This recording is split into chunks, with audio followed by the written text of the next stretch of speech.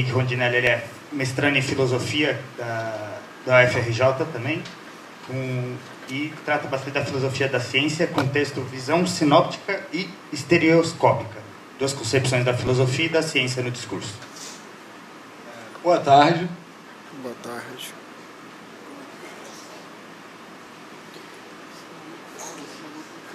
Só que eu vou pedir o quadro que vou tentar desenhar um esquema rapidinho. Boa tarde para o Carrão, meu orientador, que está me dando uma boa assistência. Eu também que acho que eu ia falar mais ou menos daquele título, mas assim, pelo conjunto da mesa, pela pegada mais pela parte de política. Eu tenho, por mais que minha dissertação esteja caminhando para uma análise de filosofia da ciência, as minhas inspirações elas estão para pensar filosofia da linguagem, pelo menos, abarcando o fenômeno político e tudo mais, mas também pegando também a fala do Lucas, que é sobre filosofia da ciência, vou tentar abordar algumas coisas. E antes de introduzir meu tópico, talvez já dando uma continuidade sobre a parte de correlação, um aparente comportamento de correlação entre diferentes áreas do conhecimento, e algumas delas estão totalmente ligadas, aparentemente, para uma ciência humana, as outras estão muito mais próximas de uma filosofia natural, digamos. E não tenho respostas também, estou fazendo as minhas pesquisas, mas alguma coisa que eu pelo menos consigo tentar destacar é que existe uma linguagem ordinária por trás disso tudo, que conserva e compartilha alguns desses conceitos, e que, em geral, as filosofias humanas elas usam mais os modelos da ciência como realmente um modelo para tentar pensar teoricamente alguma nova coisa que está vindo a ocorrer. Mas os conceitos são exatamente os mesmos. Da mesma forma, a ciência também usa coisas que estão na nossa imagem bem manifesta do mundo para formular, e muitas vezes errada, uma teoria para explicar algo que está aparecendo de novo na ciência. Né? Eu uso muito o exemplo com o Carron do advento do conceito da eletricidade. Não tinha um conceito de onda na maneira como se tinha logo de cara, a galera começa a fazer fluido. Até garrafa de Leyden, bota a eletricidade dentro do fluido, bota a eletricidade dentro do vidro, ninguém consegue, porque dentro do vidro, porque afinal o que estava guiando empiricamente a investigação científica é algo que é conceitual. Então você vai tentar procurar, você nunca vai achar que a ideia de que a eletricidade cumpre a função de um fluido. Depois que você tem influências de onda eletromagnética, onda não, mas a ideia de que existe um campo eletromagnético, uma corrente elétrica, a galera começa a perceber, não, isso aqui não é exatamente o comportamento de um fluido. Aí novas postulações conceituais têm que ser feitas para poder abarcar os fenômenos empíricos. Então é um pouco dentro disso que eu vou começar a tentar expor o meu trabalho. Que tem a ver de como a gente monta um vocabulário teórico em geral. E isso também vai tentar abarcar esses dois campos, que é o campo de uma ciência humana e o campo de uma ciência exata. Foi mal. Também não estou muito acostumado a usar o microfone. Além disso, acho que tem outras motivações que são eminentemente políticas dentro do meu trabalho, por mais que ele seja sobre a construção, se não está em filosofia da ciência, pelo menos está em filosofia da linguagem. A primeira delas é que eu estou tentando dar uma concepção de teoria que ela consiga rigor científico sem precisar ser naturalista. E alguma coisa que eu tiro do Celas, que é um dos meus dois autores que eu estou usando como principais. Um é o Wittgenstein e o outro é o Celas. O Celas é um epistemólogo norte-americano, filósofo da ciência, filósofo da linguagem. Década de 60, 70, morreu em 89. Que seja, a ideia de conseguir ter uma concepção de teoria que não seja naturalista é importante porque você vai conseguir dar pelo menos algum tipo de rigor para outros campos de conhecimento. Dito isso, eu usaria até a citação que eu separei do Celas hoje, que seria o que é uma teoria para ele. Né? Construir uma teoria em sua forma mais desenvolvida e sofisticada é postular um domínio de entidades que se comportam de uma certa forma, acertada por princípios fundamentais da teoria, e correlacionar, talvez, em certo sentido, identificar complexos dessas entidades teóricas com certos objetos ou situações não teóricas, isto é, objetos e situações que são fatos observacionais ou, em princípio, descritíveis em termos observacionais. Por que eu gosto dessa concepção de teoria? Porque, em geral, quando você... E o Celas é um realista científico, eu vou adiantar isso em breve. Quando você, em geral, participa de alguma coisa da filosofia que tem algum projeto de realismo científico, existe uma força muito grande de você tentar reduzir tudo aquilo que tem na sua imagem manifesta de mundo por uma imagem particular do que seria aquilo em termos substanciais. Então, por exemplo, na nossa imagem manifesta nós temos consciência, mente e tudo mais. Uma imagem científica, isso vai dar espaço para uma teoria bem avançada e computacional de como funciona o cérebro, por exemplo. Essa definição de teoria não tem essa preocupação exatamente, porque, não, como eu digo, não tem preocupações naturalistas a princípio.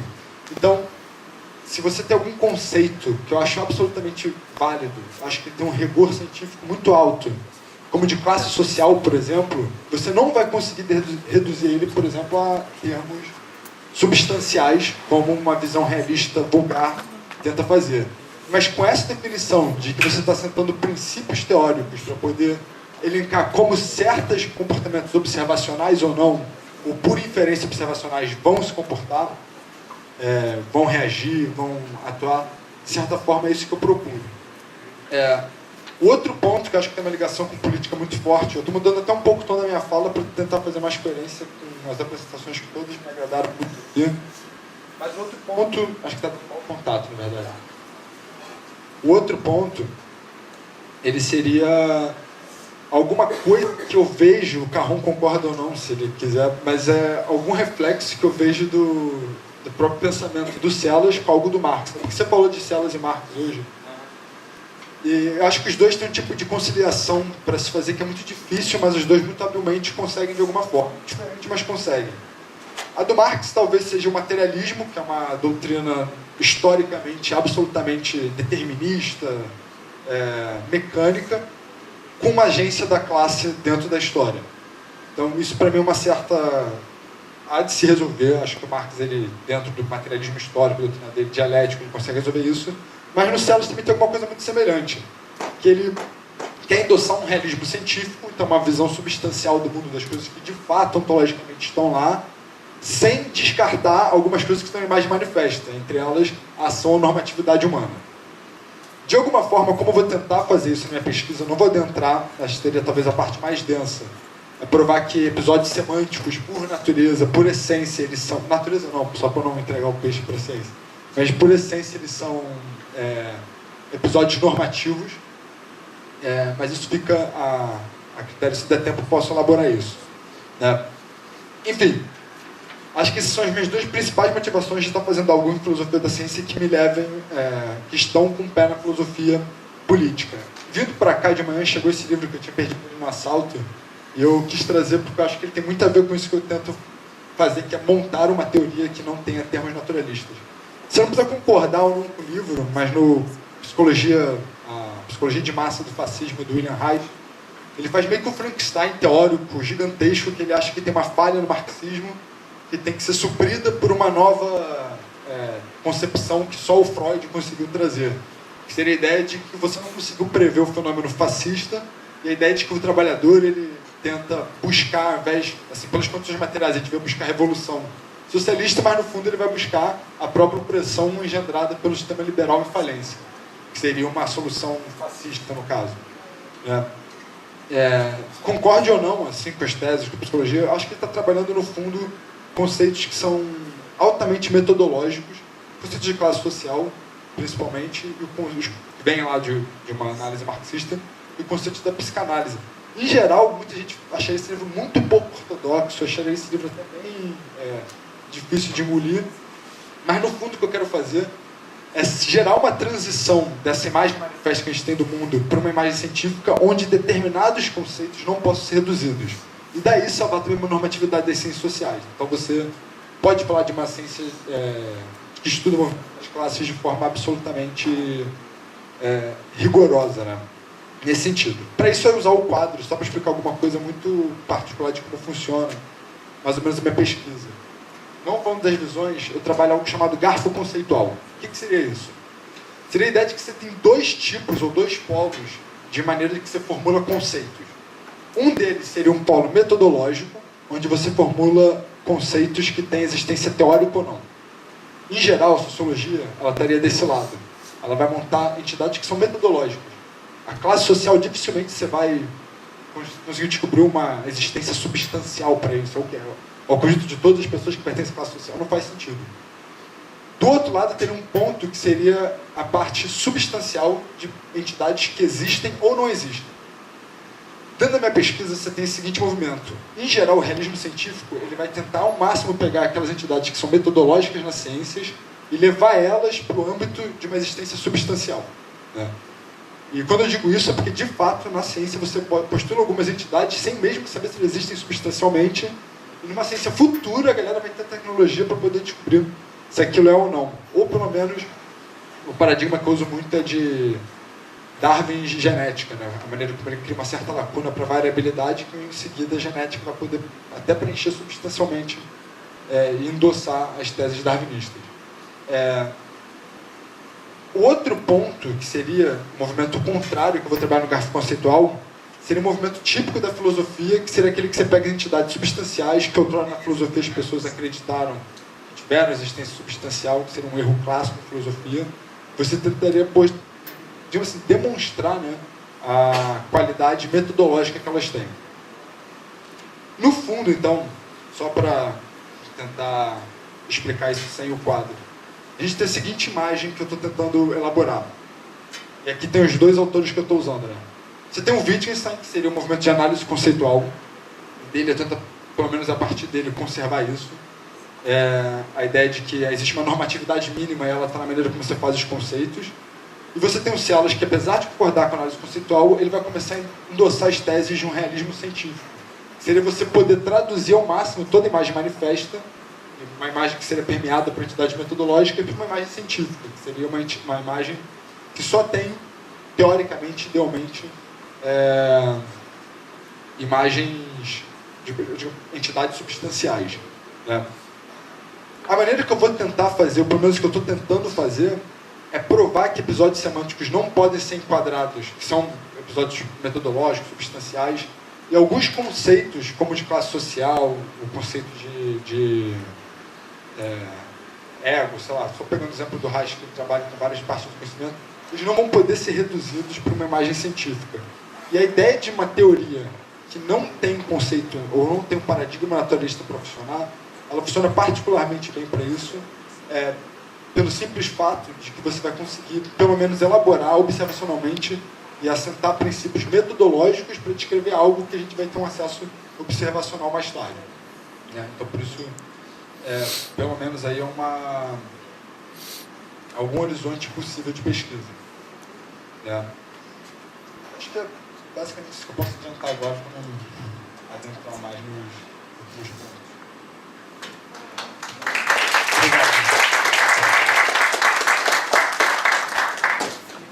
Bom, gente, agora a gente vai abrir para quem quiser fazer perguntas. E a gente vai fazer que nem na outra mesa, a gente recolhe umas perguntas aí, quem tiver afim, e depois a gente passa para quem tiver que responder.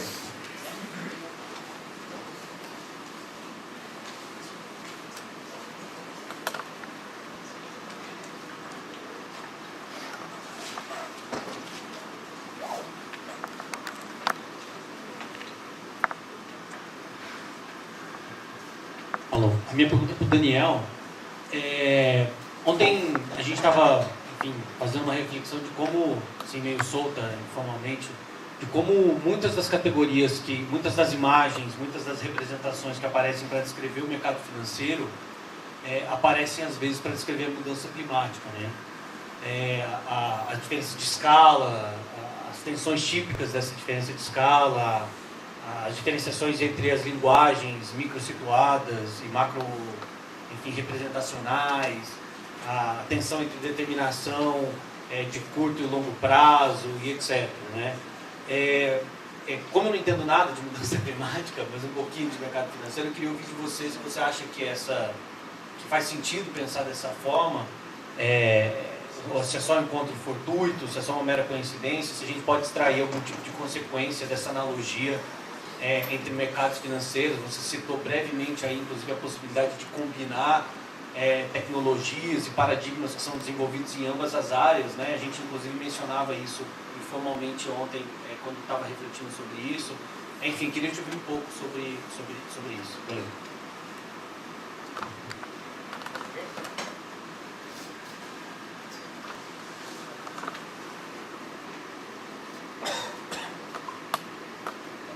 Eu queria fazer uma pergunta para o Henrique. é bem genuína, porque eu não entendi muito bem o conceito que você pega de teoria dos sellers, só para ver se eu compreendi bem o que você quis dizer do seu projeto.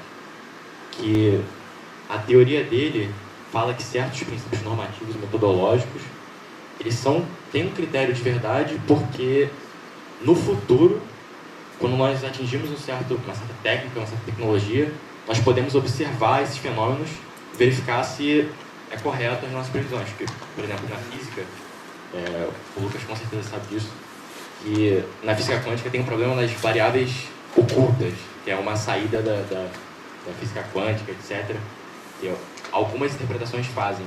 Só que essas variáveis ocultas, em tese, você só poderia observar no futuro com uma tecnologia mais avançada, que você poderia verificar esses fenômenos e ver se realmente existem variáveis ocultas e que elas conseguem explicar esses fenômenos bem estranhos. A minha pergunta é essa, porque classe social, ela foge um pouco disso, porque tecnologia no futuro, que você ia ver se a classe social é algo substancial, eu tenho certeza que não é isso. Então, essa é a pergunta que eu estou fazendo. Qual é o paralelo que você fez? Eu não entendi muito bem.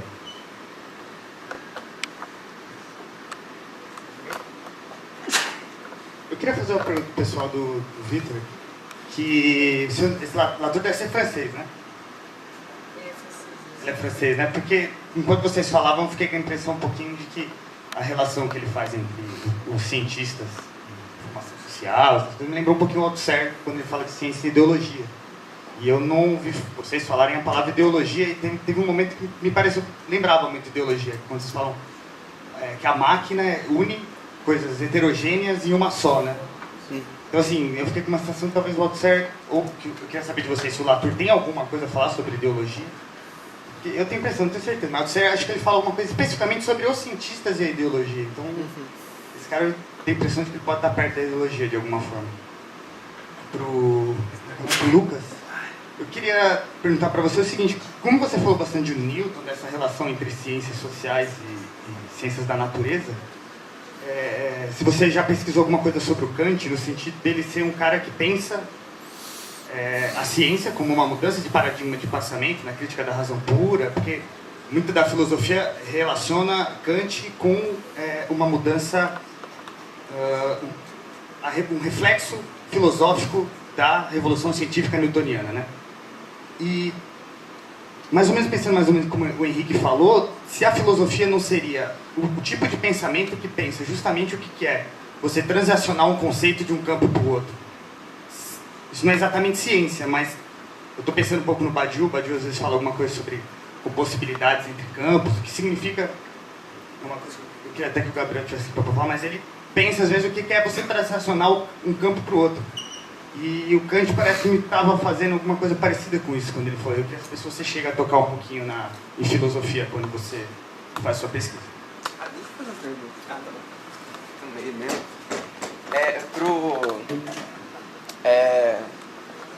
Pro Lucas. Sobre a tua pesquisa mesmo, que eu fiquei curioso, porque parece que no paradigma da termodinâmica, a cada fim dos ciclos tem uma energia que é dissipada. E no paradigma do capital, a cada fim do ciclo, você tem um excesso que é gerado. Você tem um negócio meio que sai do nada. Então, como é que você consegue pensar a noção de equilíbrio dentro de dois processos que parece que são... Sei lá, parece que um é meio que diferente do outro, né? Enquanto um você tem um excesso, o outro você gera alguma coisa dissipada. Só isso.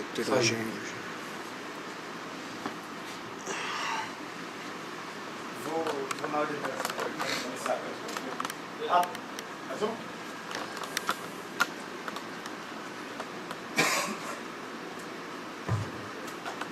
Eu vou dialogar um pouco com o Daniel na minha fala, então deixo para fazer meus comentários quando eu for falar na próxima mesa. Mas queria te perguntar, Lucas, você mencionou algo que para mim é muito interessante, eu até falo algo parecido nas minhas aulas de filosofia da ciência, história da ciência, mas eu confesso que eu não estudei muito, talvez você pudesse me dar até pistas para compreender esse fenômeno, que é um processo de monetização da vida social, vai criando também quase uma ontologia numérica, assim, torna mais fácil ver a natureza em termos quantitativos. Eu queria que você comentasse um pouco mais sobre isso e, de repente, passar algumas referências de quem quem fala sobre esse tipo de processo histórico aí, estão comentando essa relação entre forças históricas materiais e epistemologia, né, que a vida social altera a epistemologia. Mas a outra pergunta para ti é se você considera-se um marxista, se você considera um marxista, você se considera um materialista, e se você considera um materialista, você teria como escapar do realismo científico? Mais alguém?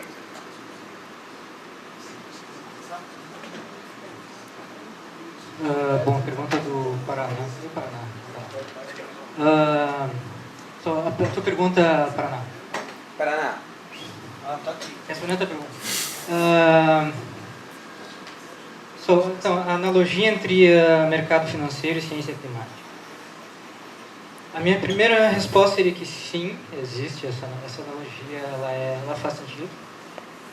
Por exemplo, na ciência climática ou nas ciências naturais em geral, existem comportamentos dinâmicos no qual pode ocorrer o que se chama de tipping points em inglês, ou pontos de não retorno, pontos de viragem, que podem ser catastróficos em todas as escalas. E podem ocorrer inclusive sem intervenção humana. Eras do gelo, por exemplo, a oscilação entre eras do gelo e eras de derretimento das calotas polares ocorreu muitas vezes na história natural da Terra. Mas também pode ocorrer por influência humana, por exemplo, por causa da emissão de gases de efeito estufa. Eu acho que existe sim, eu também não sou especialista em finanças, mas eu acho que existe sim uma relação, por exemplo, com o que tu explicaste ontem, o flash crash. Parece que existe uma interação dinâmica ali em que, de repente, tem uma mudança de estado que pode ser catastrófica. Né? Pode ser estouro de uma bolha, alguma coisa assim. Essa é a minha primeira resposta. A minha segunda resposta, meu aprofundamento dessa resposta seria que isso é uma expressão, o fato de que a alocação de recursos sociais possa ser explicada da mesma forma que se explica processos naturais, é uma expressão de fetichização ou de alienação das relações sociais. Como eu tentei falar muito brevemente na minha fala, eu acredito que um cálculo socialista, por assim chamar, da produção e alocação de recursos, ela teria que ter uma mediação política dos desejos. E a partir daí, se bota no computador, o computador calcula. O que se tem hoje no sistema financeiro, me parece, é uma alocação, é uma definição da alocação de recursos sociais, na qual não existe essa mediação social consciente. Existe uma mediação pelo valor, pela comunidade alienada. O que Marx chamou no Capital, em determinada parte, de sujeito automático. Não existe uma... o próprio fazendo uma analogia agora com o conceito de antropoceno. Quando se diz que o homem é a força geológica principal do planeta, no fundo se está comparando a humanidade, o homem, com vulcões, com coisas desse tipo, com fenômenos naturais. Isso é uma expressão do que Marx diria que nós ainda estamos na pré-história da humanidade. Nós ainda não existimos como ser genérico. E quando nós existirmos, esses crashes não vão mais existir. Porque aí vai existir uma mediação consciente de quais são os nossos desejos, e a partir dele se faz um cálculo racional, onde não existe esse tipo de irracionalidade sistêmica que produz crashes do nada, sem que seja a intenção de ninguém. Não existe essa mediação dos desejos. Então, sim, porém penso que a tarefa política seria justamente de que a humanidade não se comportasse como uma força natural. Que ela mediasse conscientemente a alocação e produção de recursos. Não sei se respondi. Obrigado pela pergunta.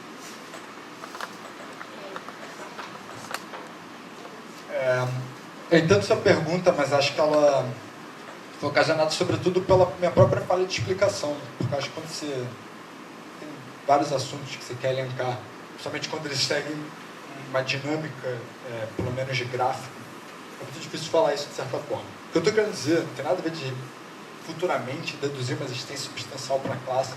É exatamente o contrário, que é a noção de que o realismo científico em geral compartilha do projeto de tentar fazer uma redução dos conceitos que a gente tem na imagem manifesta do mundo, que é a nossa imagem do dia a dia, pessoas com ação, pessoas com normatividade. Mas o caso mais clássico da filosofia seria o de mente. Nós todos temos mente na imagem manifesta. Uma futura imagem científica, não. Você tem um modelo funcional, computacional dentro da sua cabeça, você vai conseguir reduzir isso a fenômenos físicos. Né? Essa ideia geral do realismo científico, ela não é só árida de se pensar, mas ela é, sobretudo, imprecisa para mim, porque ela vai descartar a funcionalidade que certas ciências têm. E eu quero tentar destacar que essas ciências têm funcionalidade porque elas não estão preocupadas em postular conceitos substanciais, mas aquilo que eu chamo, que o Sellars chama de conceitos metodológicos. E conceitos metodológicos, em geral, eles não vão estar preocupados com uma existência ontológica, uma existência substancial na realidade, mas eles estão preocupados em gerir como certas coisas, classe social, id, ego, enfim, estou dando vários apanhados, porque quando você trabalha um pouco filosofia da linguagem, você tem que estar realmente em contato com diversas áreas do discurso, mas dá validade e rigor a esse tipo de ciência que se propõe a fazer isso. Então, a noção é exatamente isso. Porque não existe algo como classe social substancialmente, é que a gente não precisa se preocupar com o paradigma naturalista dentro de uma ciência social. E por isso, a gente tem todo um horizonte aberto para poder postular entidades que são, por excelência, teóricas e metodológicas. Mas elas vão descrever certo comportamento que tem algo de observacional. O livro do Reich eu só peguei, mas que na questão de teoria do Sellars ele fala por inferência ou não observacionais. Algo que seja observacional por inferência não é exatamente observacional, mas o que ele quer falar é o seguinte, que eu só peguei esse livro porque realmente chegou hoje, eu acho muito engraçado, demarcando, né? Como é que numa Alemanha, ele escreve esse livro em 33, né, no ano de ascensão, né? Ele faz uma segunda edição em 45. Como numa Alemanha você consegue observar, pelo menos por censo, por dados empíricos, que você tem uma população majoritariamente pobre que vota no Partido Nacional Socialista e refuta as teorias, ou pelo menos as teses comunistas, né? Porque tem um gráfico. Ele descarta muito a ideia de que foi classe média que votou. Ele tem uns censos lá que, se tiverem certo, realmente mostram que o operariado fabril, né? Ele votou em massa a favor do partido nazista. Isso daí é, de alguma forma, observacional. Ele está tentando montar uma teoria, que é um Frankenstein de teoria, que eu chamo, porque ele mistura Marx e Freud, mas eu acho, no mínimo, palatável, pelo menos com uma ficção muito bonita. O que ele está tentando fazer, no fundo, é só mostrar que existem certos elementos observacionais, ou por inferência, no caso do censo, e ele está tentando explicar a partir de princípios que ele assentou numa teoria. Tudo isso tem uma validade que é metodológica. Ele não tá, por isso que estou falando, eu quero dar validade para esse tipo de coisa, de certa forma explicar. A ideia é não precisar do paradigma de tradução substancial. Essa é a noção. E, por resumir, isso seria a normatividade intrínseca aos conceitos, mas isso daí é mais para frente. Então, assim, sendo bem sincero, eu ainda não li Althusser, então ficaria um pouco difícil mobilizar esse autor tentando relacionar da forma como você comentou. Mas, assim, aproveitando a parte do conceito de ideologia, a parte da sua pergunta que trata sobre o conceito de ideologia, assim, o pouco que eu conheço do Latour, eu acredito que ele não trate sobre ideologia, assim, com essa terminologia, por um motivo, assim, desconfio. Estou aqui botando uma suspeita, tá? Não tem como também falar, ele não fala em lugar nenhum, porque, né, obviamente, não li tudo dele. Mas, assim, eu acredito que ele não trabalha com esse termo da ideologia, porque me parece que o Latour está muito preocupado em tratar determinadas questões sociais, ou então em estudar sobre a dinâmica da sociedade, tentando não utilizar categorias pré-determinadas, categorias que são um pouco batidas nas análises sobre essa dinâmica. Então, é até curioso, assim, no final do capítulo 3 desse livro, ele fala assim, o leitor deve estar achando esquisito, porque eu estou aqui há um monte de página falando sobre sociedade, falando sobre associação, isso aqui, e eu não usei em momento nenhum estado, classe social, diferença entre sexos, etc. Eu falo assim, olha, eu não usei isso exatamente porque quando a gente vai seguir os cientistas e os engenheiros na atividade cotidiana deles, eles não mobilizam essas categorias, eles não mobilizam dessa forma explanatória exatamente porque eles não sabem do que é feita a sociedade. Então, exatamente por eles partirem do ponto que eles não sabem do que é feita a sociedade, nem do que é feita a natureza, é esse ponto que permite com que eles experimentem novas associações, que eles criem, que eles consigam deslocar os objetivos. Então, talvez o tema da ideologia não apareça assim de maneira tão clara na obra dele, exatamente porque ele esteja, talvez, fugindo um pouco dessas categorias pré-determinadas. Mas, assim, é claro que a concepção de máquinas é uma concepção que eu acho que abre brecha para a gente pensar essa inter-relação, porque realmente é muito interessante esse estratagema que reúne elementos diferentes que passam a se controlar mutuamente, né? A máquina é exatamente essa etapa que o cientista ele pode, de certa forma, sair de cena, porque sair de cena, entre aspas, sair de cena no sentido assim, ele não precisa mais supervisionar aqueles elementos, porque os próprios elementos se inspecionam, se supervisionam, enfim. Então eu acho que isso pode abrir brecha. Eu teria que pensar melhor uma formulação disso, assim, de uma aproximação entre ideologia e a questão de máquinas. Mas eu acho que pode abrir brecha. Eu acho que...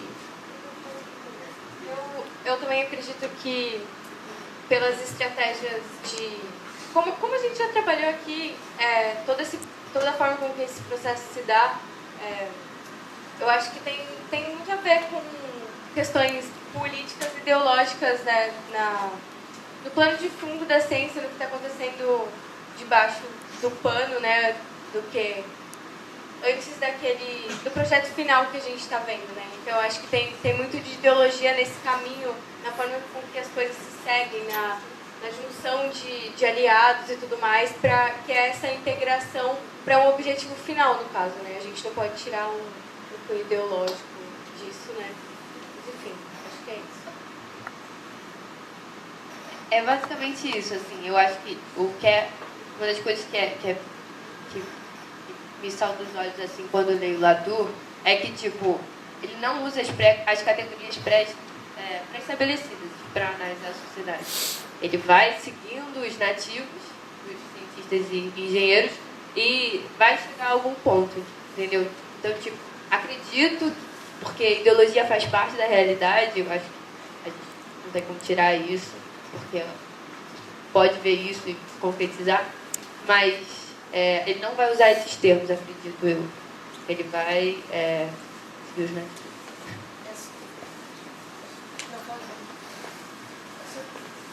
Justamente seguir os nativos, não botar a princípio a categorização da ideologia, eu acho que a partir de você seguir eles, acompanhar eles, eu acho que justamente após a leitura, após a pesquisa, após acompanhá-los, eu acho que é possível depois você tentar captar uma possível ideologia deles também. Eu acho que abre brecha também para você ter uma continuidade do estudo e a partir desse acompanhamento dos cientistas, a partir desse entendimento que eles têm sobre o que é sociedade, sem estar a todo momento falando de classe, estado e tudo mais, acho que a gente pode ter uma noção do que seria a própria ideologia desses cientistas. Eu acho que é um estudo que a gente pode... Como a gente teve, objetivo desse estudo, tentar trazer pensamentos acerca de organização política e tal, eu acho que é uma coisa, você falando agora, eu acho que a gente pode, inclusive, acrescentar. Talvez pensar que a ideologia pode estar, como a ideologia pode estar inserida também nos estudos da ciência em ação. Foi um objeto de estudo forte da observação. Tem ciência e ideologia, e acho que tem alguma coisa sobre a ação dos cientistas, assim, a ação ideológica dos cientistas. Sim. Eu não lembro de cabeça, mas é bem interessante. Então, isso é maneiro, inclusive agradeço a indicação, a sugestão, porque realmente é um assunto que interessa a gente. E acho que, inclusive, nessa discussão teria também que pensar um pouco sobre esse conceito de ideologia que, particularmente, me deixa um pouco confuso por conta de algumas leituras diferentes, por, sei lá, determinados teóricos utilizarem um pouco como visão de mundo, mas outros também utilizarem a ideologia como algo um pouco maior, não tão particularizado. Enfim, teria que ver isso também, mas só para exemplificar um pouco essa proposta do Latour de tentar não utilizar categorias pré-determinadas, eu acho o Latour um teórico assim, muito, uma atitude acadêmica muito ambiciosa, porque o cara tem um texto chamado Jamais Fomos Modernos. Ele meio que tenta desconstruir essa questão da modernidade, que é uma categoria, né? Pô, pelo amor de Deus, o cara vai tentar desconstruir a categoria de modernidade, o cara pega um problema muito grande para ele. Mas também tem um outro livro dele, não contente com isso, que é o Reagregando Social, que ele tenta descartar essa noção do social. Você fala assim, o social, ele é um termo que os sociólogos utilizam para, no final das contas, não explicar nada. Eles usam aquilo ali para jogar alguma parada que eles não conseguem explicar. E fica uma coisa vaga. O social, no final das contas, não explica nada. Então, assim, ele pega os problemas para ele muito grandes. Ele mexe exatamente com essas caixas pretas que, para ele se contrapor, ele tem que pegar um monte de outros elementos heterogêneos, agregar e conseguir se contrapor. Mas, assim, só exemplificando, porque tem esses outros dois textos também que ele se propõe a não utilizar essas categorias pré-determinadas de modernidade, de social, e acho que por isso talvez que não apareça o termo ideologia. Acho que é isso.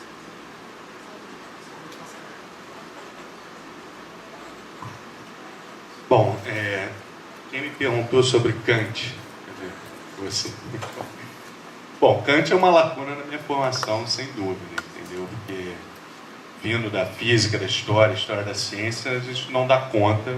O que eu tentei começar foi estudar Hegel, entendeu? Não foi porque eu fui para outro continente, entendeu? Então, mas só posso te adiantar uma coisa, assim, diferentes leituras que eu fiz, o Foucault, por exemplo, e o Koselleck, eles colocam Kant como um marco fundamental dessa ruptura do 18 para o 19 em vários aspectos, né? No caso do Foucault, aquela questão ele fala da descoberta do transcendental, mas não sei o que Foucault fala, mas... E por Koselleck, o fato dele fazer uma crítica da própria razão seriam momentos de ruptura aí que o próprio Kant teria sido fundamental.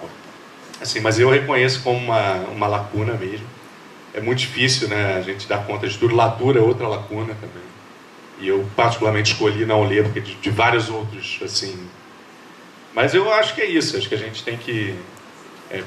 Justamente foi esse livro que eu criei uma certa implicância, Nunca Fomos Modernos. Mas também é isso, na HCTE, que eu estudo lá no FRJ, tem uma galera laturiana, e acho muito interessante a tentativa. Alguém que me perguntou sobre o negócio da segunda lei e os ciclos do capital. Acho que foi você. Bom, assim, para tentar deixar claro, eu não acho que sociedade funcione como a natureza. Não acho. Tá? Então, assim, se uma vai levar a dissipação, outra leva a certa acumulação. É justamente o que eu tento escapar, entendeu? Porque eu acho que deu para perceber que ao longo da história do pensamento ocorrem apropriações, né? Eu estou tentando analisar criticamente as apropriações. Elas podem ser legítimas ou não. E aí eu não teria condição, porque eu realmente não tenho formação em economia, para tentar dar conta disso. O que eu sei é que tem um pensador que se chama Georgescu, da economia, que ele tenta introduzir a ideia de entropia dentro da economia. Porque o que, em geral, é comum entre os economistas é que a teoria que eles se apropriaram da física ainda é uma teoria anterior aos avanços da segunda lei. Então ela não inclui ainda as ideias de dissipação de uma forma como a termodinâmica vai trazer para a física. Como eu falei, quando você tem a transformação e conservação do valor na produção, né, você pega um novelo e vai fazer uma camisa. Então você destrói o novelo e cria a camisa. Você transferiu todo o valor de um lado para o outro, entendeu? Com conservação. Não tem dissipação nenhuma ali. E quando você tem ciclos numa máquina térmica, por exemplo, a dissipação é inevitável. Alguém me perguntou... Existe toda uma área de economia que se chama econophysics, né, que são as pessoas tentando aplicar diretamente, aí é aquilo que eu estava te falando. Mas esse camarada Georgescu é um cara que vale a pena ler, que ele faz isso de uma maneira mais crítica. Né? Mas eu, particularmente, só li um livro dele, textos, muito pouco, e não tenho formação em economia também. Com relação ao processo de quantificação, algumas referências. Me veio agora à mente, tem um autor do início do século XX, chama Lewis Mumford. É um cara muito criticado também por certos exageros que ele faz.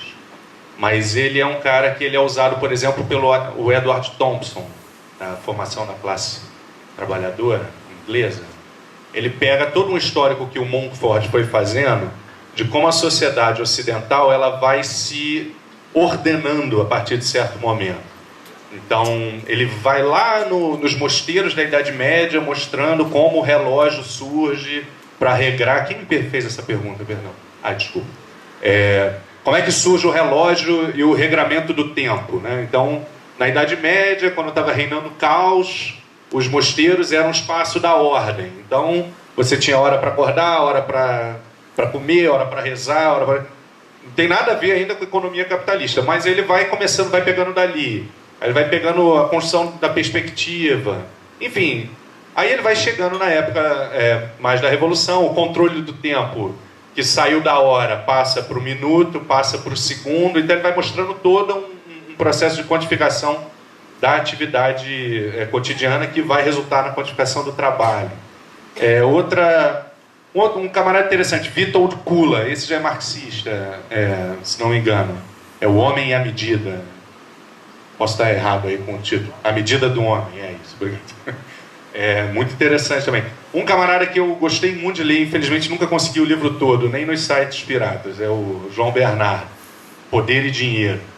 Muito interessante, ele vai fazendo toda a análise do século V a século XV, mostrando como o poder passa de um poder pessoal para um poder impessoal, e é lá que eu tirei aquela coisa das moedas, né, da circulação das moedas. As moedas eram diferentes, não eram intercambiáveis, aí para todo um processo muito interessante.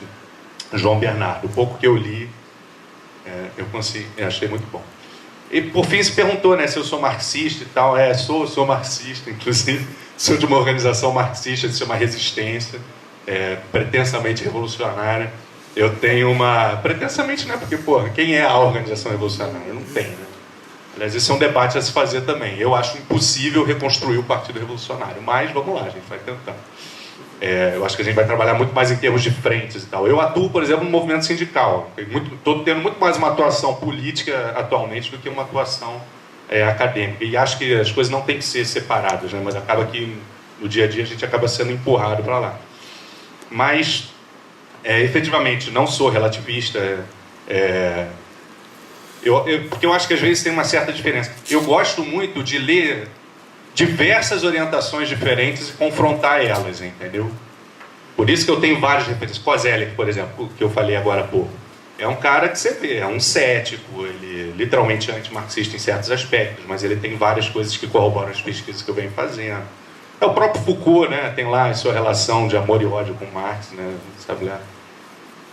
E outra coisa que eu acho que às vezes a gente também confunde. Aí você perguntou um negócio de...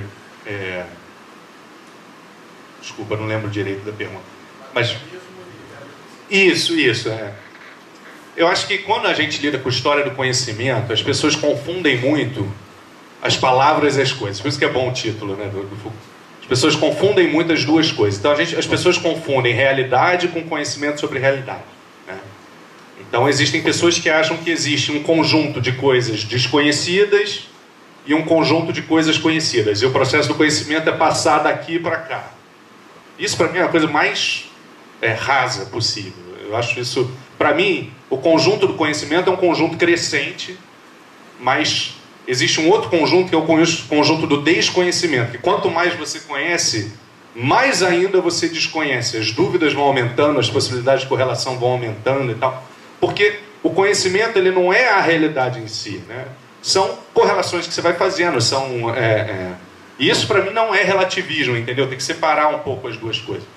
Eu acho que dá para se pensar em termos marxistas de modo de produção do conhecimento, por exemplo.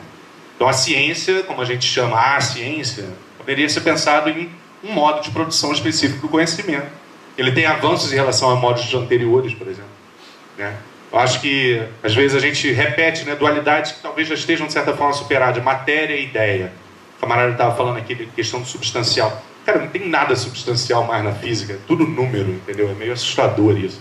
No nível microscópico são quantidades, né? Então, matéria como a gente pensa não existe, né? E ideia como a gente pensa também não existe, porque a ideia também tem um substrato material, são lá as correntes eletromagnéticas do cérebro e tal. Eu acho que a gente caminha mais por uma espécie de pensamento entre existência e realidade, né? É uma coisa que eu tento um dia desenvolver, mas enfim. Existência, ela é unívoca, né? Por isso não relativismo. Mas as realidades, elas vão ser, sim,